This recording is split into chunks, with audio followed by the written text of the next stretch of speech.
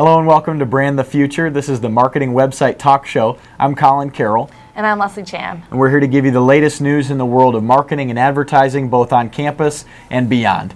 Leslie, Campbell Soup Company, they've been struggling lately, but they're planning to increase their ad spending by $100 million. Can you give us the latest? Well, what's happened is they at first tried doing the lower sodium and more discount to see if more people would purchase their product, but their net income has actually been decreasing by 5% to $805 million. So they're trying to change that around a little bit. And so they decided to decrease the amount of sodium in their soups? That's the original plan. Now they're just decided to make it taste better and put all the sodium back into it. See, in my mind, the more sodium, the more I can clog my arteries, the better.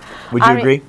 Obviously, I love that feeling when right after I drink soup, I get really thirsty. So you had tasted the lower sodium soup. Mm-hmm. How was it? To be honest, it didn't taste that great.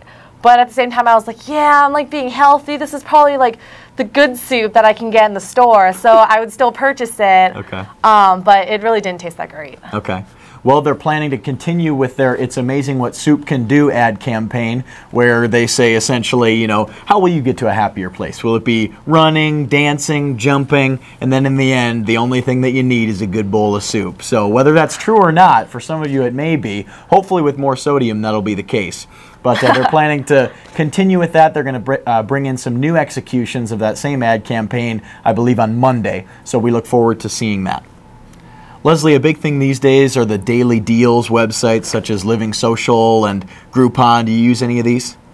I'm not a frequent user, but I've actually been on it once or twice. Okay. Well, for those of you that don't know, Living Social, Groupon, these are websites that send out a daily deal. You sign up, and they'll send you some 90% off coupon for some product. And if you share it with, I believe it's 3 of your friends, then you get the product for free. So essentially, Living Social has put out a new ad. It was a little controversial. Can you tell us about this ad? Well, yeah, it was a little weird. It was about sushi, and they decided to use a singer named Adele, which I'm sure everyone's heard her song. Mm-hmm. And thanks, Adele, you've been rolling in the deep lately. But with today's deal from Sushi by Simon, someone like you will be turning the tables on his or her rolling activity. Pay $99 for a basic sushi making class, and you get the idea. Okay, so they decided to be that cheesy to use Adele's name. Yeah, they did. Let me just go off for a second here, because Adele is an angel. She has got some pipes on her. She sings like a goddess. Her songs are amazing. So for her to degrade her to the point of putting her in a sushi commercial, to me that's just not fair to her. It's a little too corny, wouldn't you agree? No, I definitely agree. I actually, when I looked at it, I was like, wait, why are they using it? How does she have anything at all to deal with sushi? She's a singer and... But I don't get it. Yeah, neither did I. Wouldn't it infringe on some copyright issues too?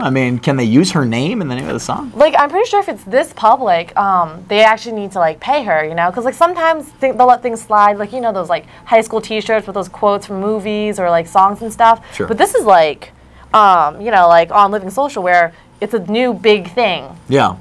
Yeah. Well, we'll look forward to seeing what happens there. I don't know if Adele will take any legal action. I'd be 100% behind her, not only because I have a crush on her, but also because it's just the right thing to do. Yeah, I'd probably be a little offended that they used my song for sushi.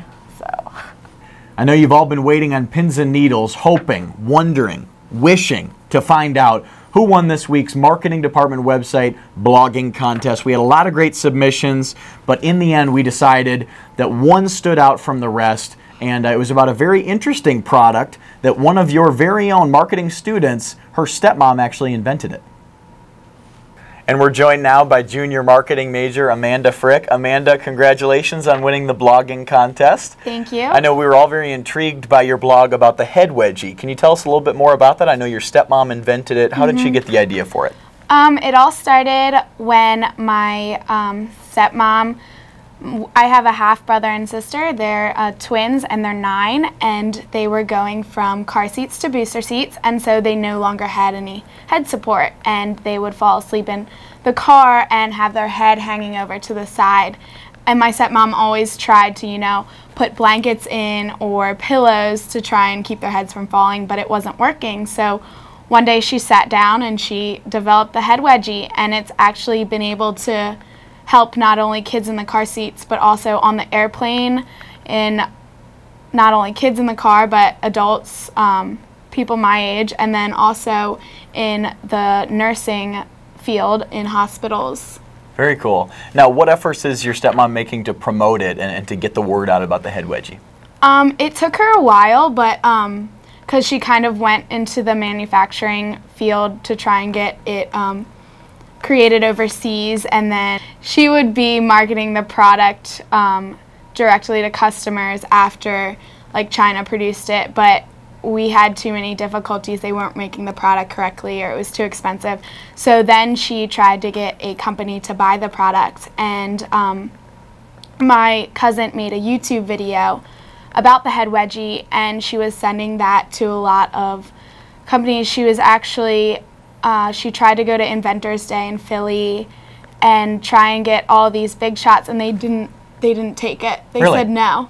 So she got denied a lot, and then finally a company called Harvest Direct bought the patent for 4 years, and then we produced the commercial this summer that should be airing soon. And I know you were a star in the commercial. What was that like? Yes, it was actually very fun.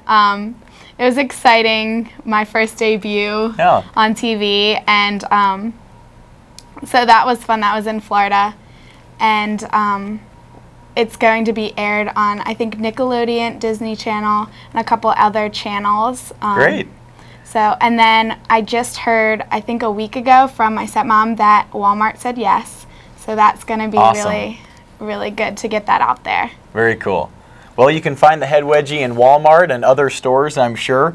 Well, thank you so much for joining us on Brand the Future, and we look forward to having you back next week. We will have the next blogging contest winner, and keep jumping on the marketing website, keep blogging. We're really enjoying reading your posts, and until next time, we'll see you next week on Brand the Future.